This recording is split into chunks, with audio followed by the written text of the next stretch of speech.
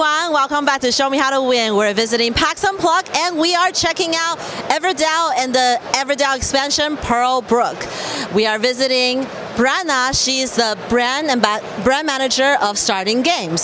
So Brenna, for Everdell is huge. It did ultra successful Kickstarter and everybody loves it.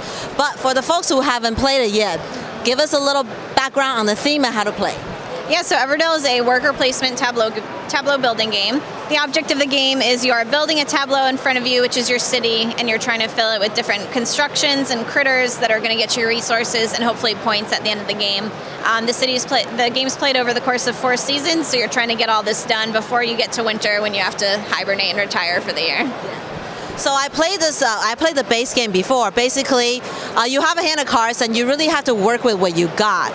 There are different locations you can go to that will give you things, but really you play the hands you're dealt, and there are things that you can do, like different achievements.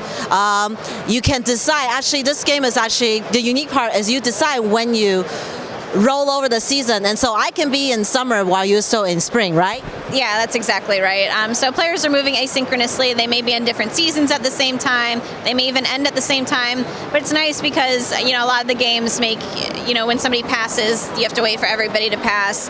This game doesn't do that. You can just keep going at your own pace. Yeah. And somebody can be done with the game while somebody else is still going. Yeah, that's true.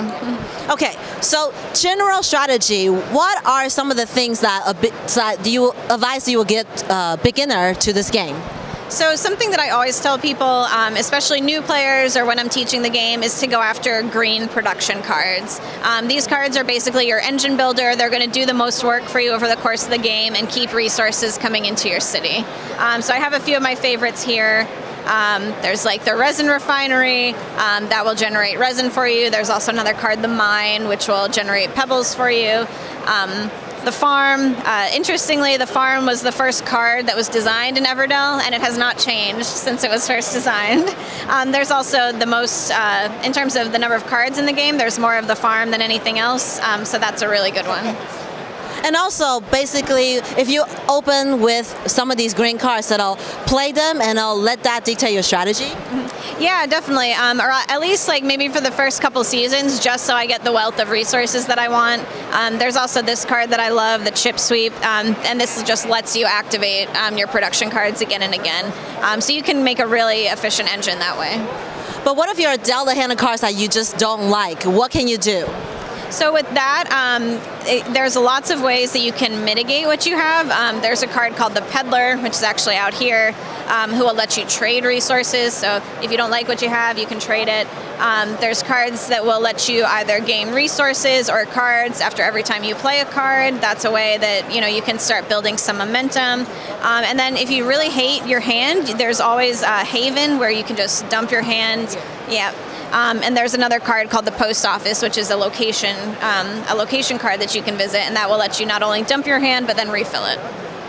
So in general, do you tend to try to go for these big point achievement cards, or do you just basically focus on your own thing? I personally tend to focus more on my city. I think of the events as like just the cherry on top. I'll definitely be, checking them out and keeping that in mind as like a possible goal, but it's not probably going to inform my whole strategy because I want to make sure that my city is really strong and efficient before I start worrying about those. Okay. Yeah. So, brand new expansion, Pearlbrook. So what's new in Pearlbrook? Yeah, so quite a lot. As you can see, it adds this whole new sideboard, which is called the River Board. It adds a new resource, pearls, and we have the collector's edition out here. These are actually glass. They're really nice and have a round bottom, as you commented on, so they do not... Flat bottom. Flat bottom, sorry, yeah. Rolling around. Flat bottom, so they don't roll, which is really nice. New card type, these cards over here, which are called river cards. Some of these are citizens, some of these are locations, and these are just new places that you'll encounter as you explore the river. So does the... so I can see that there's new location, there are new ways to go about things, there's a new resource. So how does that change the way you play, and what are some of the strategies you got to pay attention to? Yeah, so it can definitely change the focus of the game because, now you have a whole new resource to deal with getting. You do get a new type of worker called the Frog Ambassador that's going to be helping you on the riverboard, getting pearls for you. But it does, as you're choosing which actions to take and when, it does add an extra layer of complexity, another layer of choices you have to make about when to use which kind of worker and when to target which resource. And pearls are, quite hard to get, so it can be tricky if you're trying to go all in on the pearl strategy, and if you're diverting too many resources to that, then the rest of your city may suffer. I also noticed there are these like landmark things, so what are these? Yeah, so these replace the basic events in the game. These are called wonders, and the basic events are relatively easy to achieve. Most people will be able to achieve 1 or 2 by the end of a game.